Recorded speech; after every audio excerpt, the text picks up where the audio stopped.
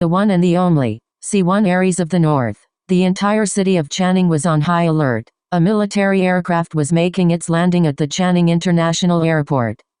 Hundreds of soldiers from the Special Forces aligned themselves into neat rows at the airport. Each soldier was dressed in full battle gear. None of them could tear their adulatory eyes away from the aircraft that had just landed.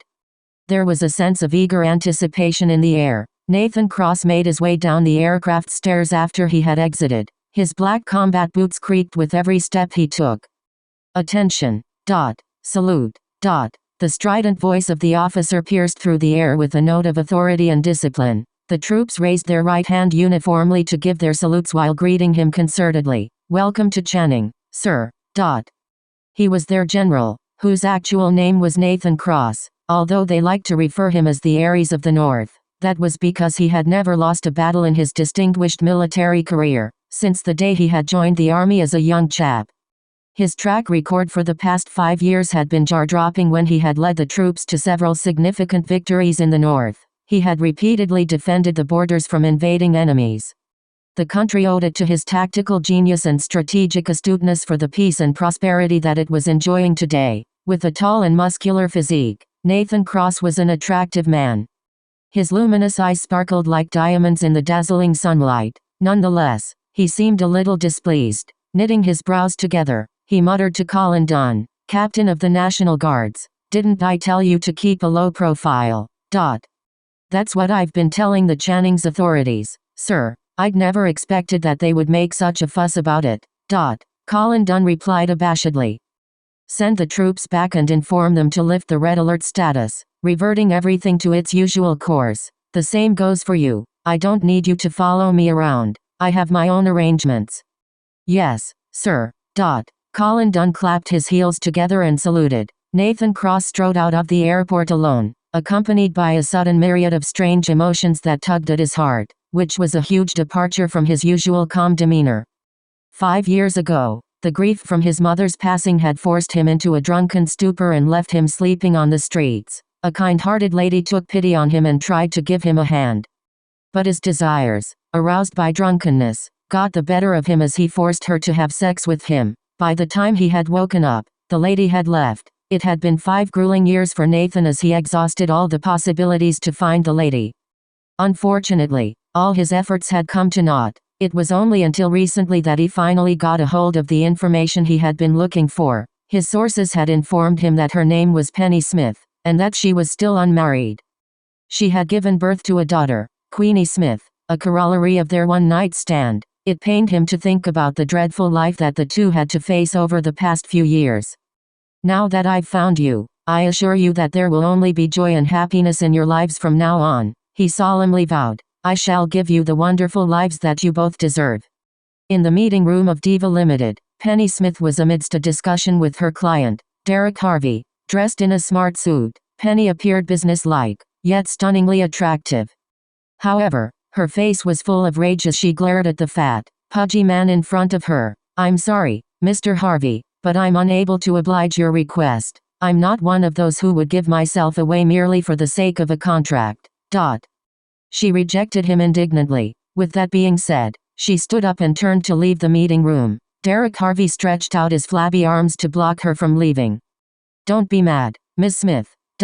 His lips widened into a nauseous grin, like a hungry wolf baring its fangs. All I'm asking is for you to put on your company's latest lingerie design for couples so that I can get a better sense of how they look on one's body. Leering, he tried to persuade her. Just a small feast for my eyes. That's all I ask. Why don't you just model them for me? I'll place an order for 50 million immediately if I like what I see. That's my stance. Take it or leave it. And to top it off, I'll give you a big fat tip of 1 million as well. How does that sound to you? Please stop harassing me and show me some respect, Mr. Harvey. Respect for you. Derek Harvey shrilled at the top of his voice. Who would respect someone like you after they've found out about your dirty past? Our beloved daughter of the Smith family. Every member of Channing's upper class would cover their mouths and giggled at this open secret. Stop pretending like you're like some pure and innocent virgin in front of me. A shiver ran down Penny Smith's spine. Her face immediately paled when he brought up that ugly incident. It was the ghost that would haunt her for the rest of her life, a perpetual shame that would forever plague the reputation of the Smith family. Just the mention of it was torture to her. She had never expected Derek Harvey to use it, trampling all over her dignity. I don't see the need to explain my personal life to you. Her beautiful face turned frigid. And I've decided to call off our business cooperation with you. There's nothing left to discuss. Goodbye. With his eyes pinned on Penny's alluring body, Derek Harvey refused to relent. He darted his eyes over to the lingerie samples on the table and threatened, "No woman can escape from me once I have my eyes on her. Miss Smith, don't blame me for getting rough if you insist on defying me." His words still resounding in her ears, Penny was instantly cornered by two bodyguards with crooked smiles on their faces. "What are you trying to do?" Penny immediately grew alert. Her voice was thick with rage and fear. "I'm just trying to have some fun with you, Miss Smith. Don't you know how much I adore you?" Derek Harvey smiled his obnoxious, lewd smile. "But since you are such a pig-headed fool, I'm afraid that I'll have to resort to physical means to make you submit to my demands." A pang of horror shot through Penny when he uttered those words, making her cheek twitch with fear. Abruptly, she dashed for the door in a bid to escape. The two bodyguards grasped her wrists and held her back. "Help! Someone help me, please!" Penny screamed at the top of her lungs. "Hetty, save your breath, my dear. I've picked this hour for our meeting as all of your staff have already left for home." Derek Harvey flashed a grotesque grin. "You can shout all you want. Nobody will come to save you." Tears welled up in Penny's eyes as she plunged into despair, feeling like a trapped animal. She had never expected Derek Harvey to be such a vicious monster. "Oh baby, why are you crying? Daddy is here." Derek Harvey pressed closer to her with a sneer on his repugnant face, spinning his nasty web around Penny, who had been pinned down by his bodyguards. Bang! A thunderous thud reverberated around the room. The meeting room's door was booted open with such force that it flew off its hinge and landed with a thud right under the nose of Derek Harvey and his men, leaving them in shock, mouths agape. A man walked into the room. His strong, lean body looked as fit as a professional athlete, while his exquisite looks appeared good enough to grace the cover of magazines.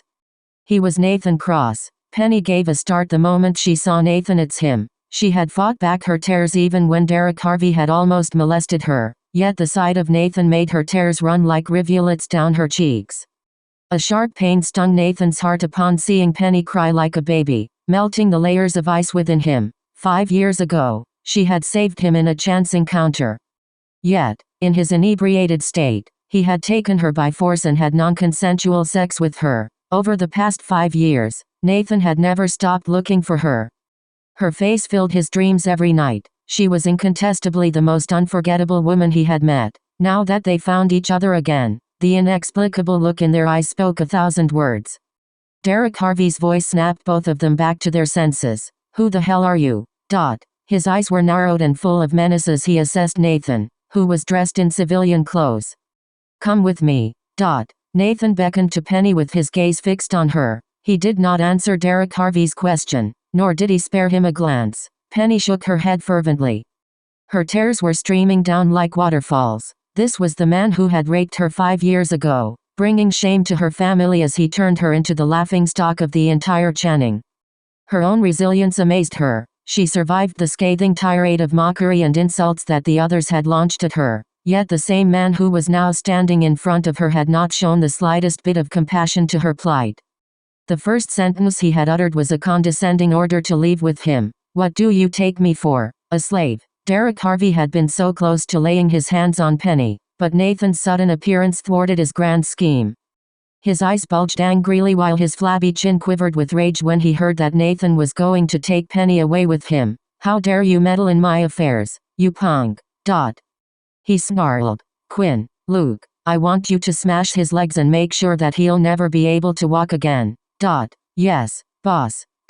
The two towering bodyguards spread their claws and lunged at Nathan Cross. Boom, bang. With 2 firm kicks, Nathan sent them flying backward, and they landed heavily on the floor. The force had broken their ribs, leaving 2 huge indentations in their chests. Both the men fell unconscious. With the 2 bodyguards taken care of, Nathan sauntered towards Derek Harvey with his cold killer stare. How dare you? What do you think you're doing? Derek Harvey tried